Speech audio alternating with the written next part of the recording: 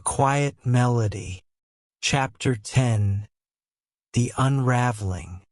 The days that followed their argument were nothing short of torturous. Jace and Kai tried to make sense of the mess they had found themselves in, but the words they had spoken, the hurt, the accusations, echoed in their minds like a haunting melody that they couldn't escape.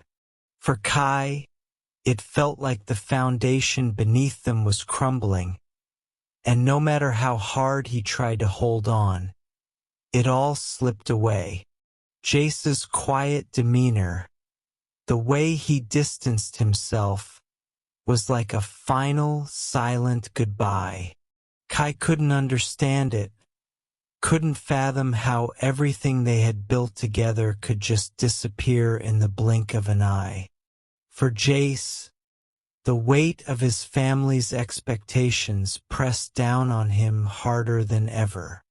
The pressure to conform, to sacrifice his happiness for the sake of the legacy that had been handed down to him, was suffocating. He had tried so hard to make it work with Kai, but in the end, it wasn't just his family pulling them apart. It was his own fear, his own inability to fight for what he wanted. He couldn't protect Kai from the consequences of his own actions, and that was the hardest pill to swallow. The decision to walk away wasn't easy. In fact, it was one of the hardest things Jace had ever done.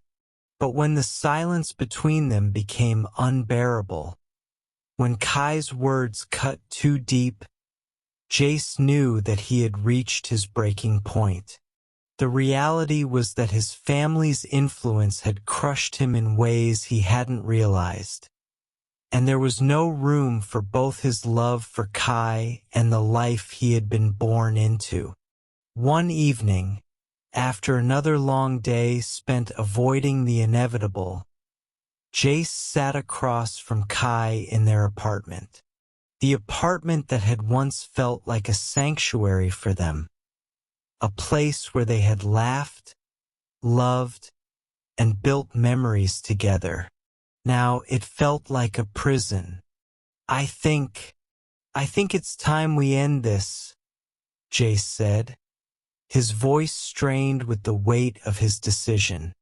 Kai's face fell, and for a moment, Jace saw the flicker of disbelief in his eyes.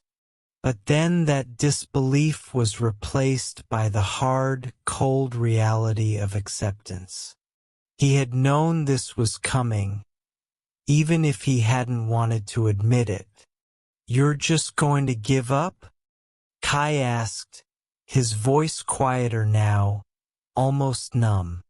"I don't want to," Jace whispered, his heart breaking at the thought of losing Kai.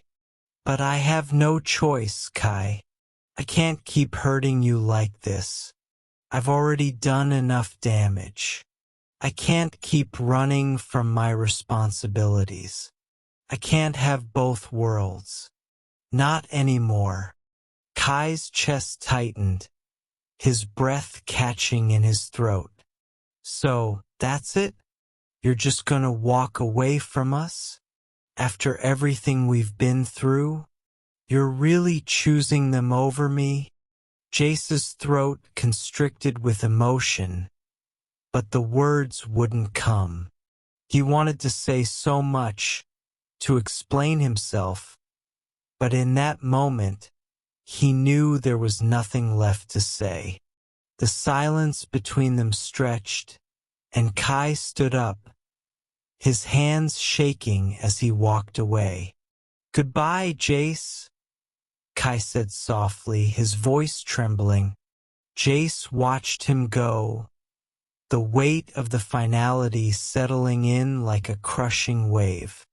He stayed in the apartment that night, staring at the empty space where Kai used to be. The love, the passion, the connection.